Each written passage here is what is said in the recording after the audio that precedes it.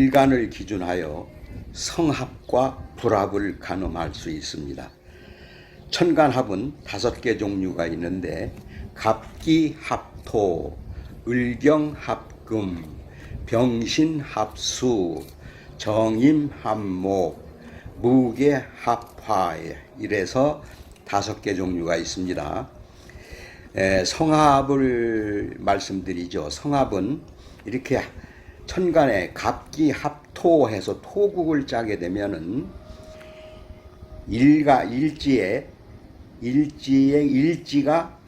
합화오행이 같아야 성합을 이룬다고 합니다. 그러면 갑기합에 대해서 살펴보겠습니다. 갑기합화는 토를 보아서 고서에는 중정지합이라고 합니다. 양목과 음토의 배합으로 의기투합이 잘 되는 구조인데요. 간목의 정대함과 기토의 화순함이 어우러져 간사함이 없고 분수를 알고 정도를 지향하여 신의를 지키는 부류에 속합니다.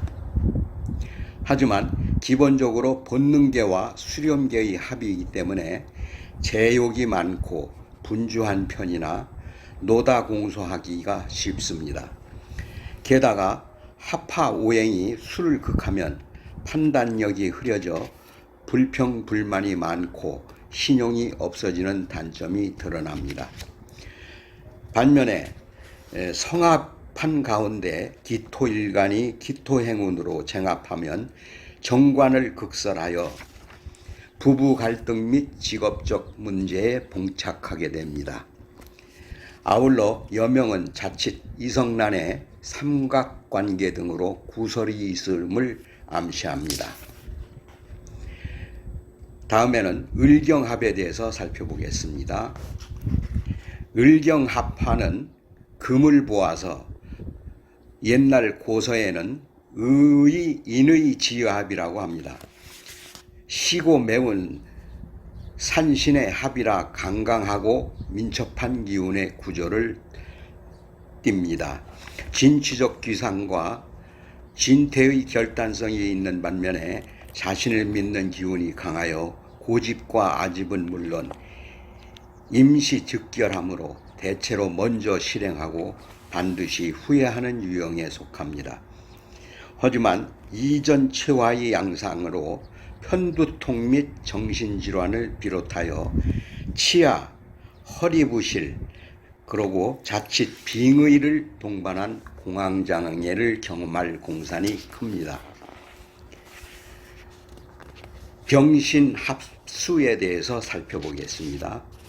병신합화는 수를 보아서 고서에는 위제지합이라고 합니다. 물이 가는 길이니 법의 논리가 작용하여 인품과 위험이 서려 있는 구조입니다. 그러나 여명의 신금이 합수의 신상으로 관성의 위험을 제극하는 꼴이 되어 여명의 경우에는 남명을 배신하기 쉬운 양상이 됩니다.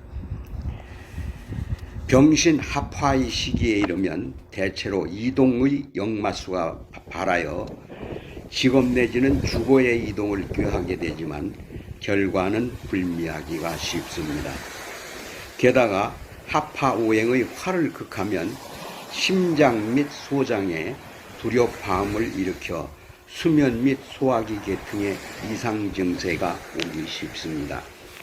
만약에 합이 불화하면은 병화일간이 병화행운으로 쟁합하여 일간은 재생관을 하여 부부관계는 물론 직업에서 승승장구하는 경험을 맛보게 됩니다. 정임합목에 대해서 살펴보죠. 정임합화는 목을 보아서 고서에는 인수지합이라고 합니다. 특히 별이 어둠 속에서 빛난다 하여 음욕지합이라고 하지만 바르지 못한 반명법입니다.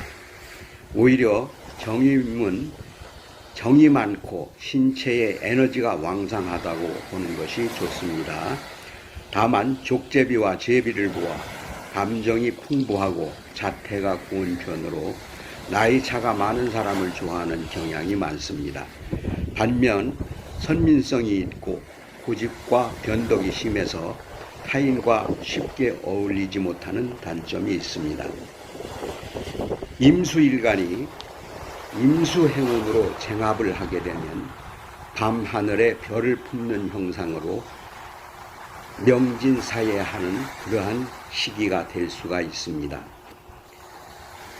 정화일간이 정화행운에 쟁합을 하게 되면 여명의 행운이가 남명의 명예를 실추시키는 불운한 운을 도래하는 그런 암시를 낳고 있습니다.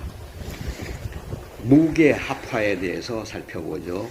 무게합화는 화를 보아 고서에는 무정지합이라고 합니다. 곰이 봄비에 의해 떨고 있는 자연이라 보기보다 야박하고 지혜에 비해 결과는 용두사미격입니다. 그렇지만 남명은 반듯한 군자지상이고 여명은 성정이 고운 사람이 많은 편입니다. 다만 음덕이 없으니 조년인양하여 자수성가하지만 산재가 심한 가운데 만심의 기질이 성격이 급하고 의처의부증이 있으니 자칫 배우자를 극하기 쉬운 유형입니다. 불합하는 가운데 계수일간이 무토행운에 투합을 하게 되면 재적 성취가 용이해지며 특히 여명은 남편의 일에 적극 협조하거나 남편 사업에 동참하는 시기가 됩니다. 반면에 신장질환과 혈류병을 비롯해서 산액 또는 중독증 등에 시달릴 수 있습니다.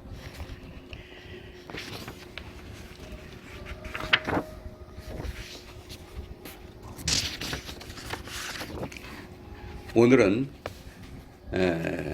천간합에 대해서 살펴보았습니다.